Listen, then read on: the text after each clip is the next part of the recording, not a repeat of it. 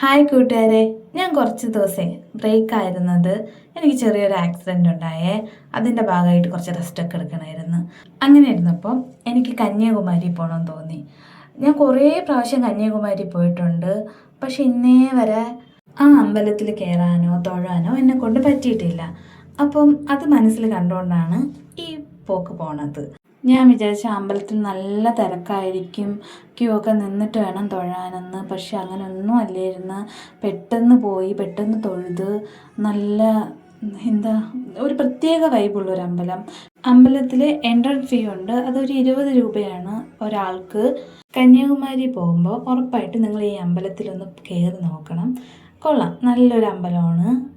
ഈ കാണുന്നതാണ് പുതുതായിട്ട് വന്ന ഗ്ലാസ് ബ്രിഡ്ജ്. ദൂരെ നിന്ന് ഇങ്ങനെയാണ് വ്യൂ.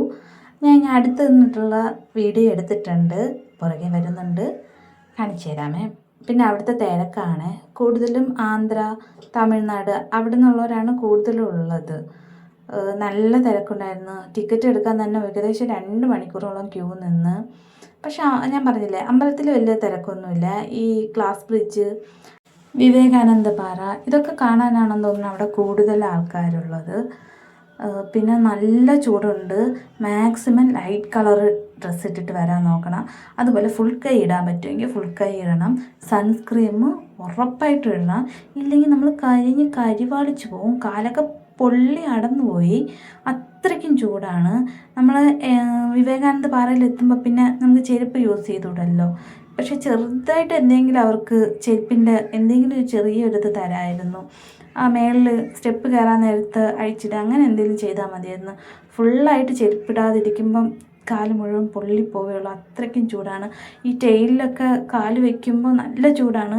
ഈ ചുമന്ന ഈ കാർപ്പറ്റ് ഉണ്ടല്ലോ, ഇത് വന്നിട്ട് ഹോളാണ്. അതുകൊണ്ട് നമ്മളെ കാല് വയ്ക്കുമ്പോൾ നല്ല വേദനയാണ്. പിന്നെ കുറച്ച് പോയപ്പോൾ ഈ കറുത്ത കാർപ്പറ്റ് കണ്ടോ, ഇതിൽ കൂടെ നടന്നപ്പോൾ കുറച്ചൊരു ചൂടിന് കുറവുണ്ടായിരുന്നു. പക്ഷേ അതിനകത്ത് ഒരു പലക എന്തോ ഇട്ടിട്ട് ഇങ്ങനെ ഇളവുന്നുണ്ടായിരുന്നു. അപ്പോൾ എനിക്ക് തോന്നി അത് ഗ്ലാസ് ബ്രിഡ്ജ് തന്നെ ആയിരിക്കും, പണി തീരാത്തതുകൊണ്ട് അങ്ങനെ ഇട്ടിരിക്കുന്നതായിരിക്കും. അതങ്ങനെ തന്നെയായിരുന്നു, അത് ഗ്ലാസ് ബ്രിഡ്ജാണ്. കാരണം ചെറിയ ചെറിയ ഹോൾ ഇട്ടിട്ട് ആൾക്കാർ എന്നെ നോക്കുന്നുണ്ട്. അപ്പോൾ അത് ഗ്ലാസ് ബ്രിഡ്ജാണ്. അപ്പോൾ ഇത് പണി ചെയ്ത് കഴിഞ്ഞതിന് ശേഷം എൻട്രൻസ് കൊടുത്താൽ മതിയായിരുന്നു അവർക്ക്. അതുപോലെ ഇവിടെയൊക്കെ എത്തുമ്പോൾ അവിടെ മൈക്ക് വെച്ചിട്ട് ഇവിടെ ഇരിക്കാൻ പാടില്ല, ഇവിടെ കൂടുതൽ നേരം നിൽക്കാൻ പാടില്ല, കിടക്കാൻ പാടില്ല, അങ്ങനെ അനൗൺസ് ചെയ്തുകൊണ്ടിരിക്കുകയാണ്. എല്ലാ ഭാഷയിൽ നിന്നും ഇങ്ങനെ അനൗൺസ് ചെയ്തുകൊണ്ടിരിക്കുകയാണ്. പക്ഷേ നല്ലൊരു എക്സ്പീരിയൻസ് ആയിരുന്നു ഈ ഗ്ലാസ് ബ്രിഡ്ജ്. പേടിയുണ്ടായിരുന്നു, ഇങ്ങനെ അനൗൺസ്മെൻറ്റ് കേൾക്കുമ്പോൾ പേടിയുണ്ടായിരുന്നു. പക്ഷേ കൊള്ളാം, നല്ലൊരു എക്സ്പീരിയൻസ്. താഴെ വെള്ളമാണെങ്കിലും കൂടുതലും പാറയാണെന്നാണ് തോന്നുന്നത്. കാരണം വീണ് കഴിഞ്ഞാൽ ചിലപ്പോൾ പാറയെ തട്ടിയായിരിക്കും നമ്മൾ കിടക്കുന്നത്. കുറച്ചും കൂടെ നടന്നു പോകുമ്പോൾ കറക്റ്റ് പാറ കാണാൻ പറ്റും.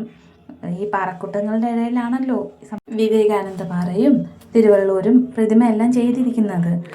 അപ്പം ഗ്ലാസ് ബ്രിഡ്ജ് കുറച്ചും കൂടെ പണിയൊക്കെ തീർന്നതിന് ശേഷം ഇവർക്കിത് തുറന്നാൽ മതിയായിരുന്നു. കാരണം മേളിലൊക്കെ വെൽഡിങ് പണികൾ തീരണതേ ഉള്ളൂ. ഇച്ചിരി പേടിയൊക്കെ ഉണ്ടായിരുന്നു നടക്കുമ്പോൾ, പക്ഷേ എക്സ്പീരിയൻസ് ചെയ്യണമല്ലോ നമുക്കെല്ലാം. അങ്ങനെയാണ് വന്ന് കയറിയത്. കൊള്ളാം, ആൾക്കാരെല്ലാം നല്ല ഹാപ്പി ആയിട്ടിരിക്കുന്നുണ്ട്. ഞാനും ഹാപ്പി തന്നെയാണ്. കയറാൻ പറ്റും. ഈ റെഡ് കാർപ്പറ്റ് ഉണ്ടല്ലോ, നല്ല വേദനയാണ് കേട്ടോ അതിൽ കൂടെ നടക്കുമ്പോൾ. പിന്നെ ഇത് തിരുവള്ളൂരിൻ്റെ സ്റ്റാച്യുവിൻ്റെ അവിടെ നിന്ന വ്യൂ ആണ്. കൊള്ളാം, നല്ല വ്യൂ ആണ്. പിന്നെ എനിക്ക് തോന്നിയത് നമ്മളെ പത്മനാഭസ്വാമി ക്ഷേത്രത്തിൽ ഫ്രണ്ടിലത്തെ ഗോപുരത്തിൻ്റെ മേളിൽ കയറാൻ പറ്റുമല്ലോ, അതേപോലെ ടിക്കറ്റ് വെച്ചിട്ടാണെങ്കിലും ഇതിൻ്റെ മേളിൽ കയറാൻ പറ്റിയിരുന്നെങ്കിൽ കൊള്ളായിരുന്നെന്ന് തോന്നി. അത്ര ഹൈറ്റ് ഉണ്ടല്ലോ, കാരണം ഫേസ് പോലും കാണാൻ പറ്റണില്ല ഇതിൻ്റെ താഴെ നിൽക്കുമ്പോൾ. അപ്പം എൻട്രി ഫീ കൊടുത്തിട്ടാണെങ്കിലും മേളിൽ കയറാൻ ആൾക്കാരുണ്ടാവുമായിരുന്നു, കാരണം നല്ല വ്യൂ ആയിരിക്കുമല്ലോ. പിന്നെ കന്യാകുമാരി കണ്ടു, തിരിച്ചു പോവുകയാണ് ഞങ്ങൾ.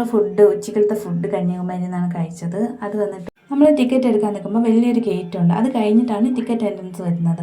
അവിടെ എൻ്റെ തൊട്ടടുത്തായിട്ട് ഹോട്ടലുണ്ട്, അവിടെ നിന്നാണ് ഫുഡ് കഴിച്ചത്. നല്ല ഫുഡായിരുന്നു. എൻ്റെ കൂടെ വന്നവർക്കും എനിക്കൊക്കെ നല്ലതായിട്ട് ഇഷ്ടപ്പെട്ടു. അപ്പോൾ അത്രയേ ഉള്ളൂ, ബായ്.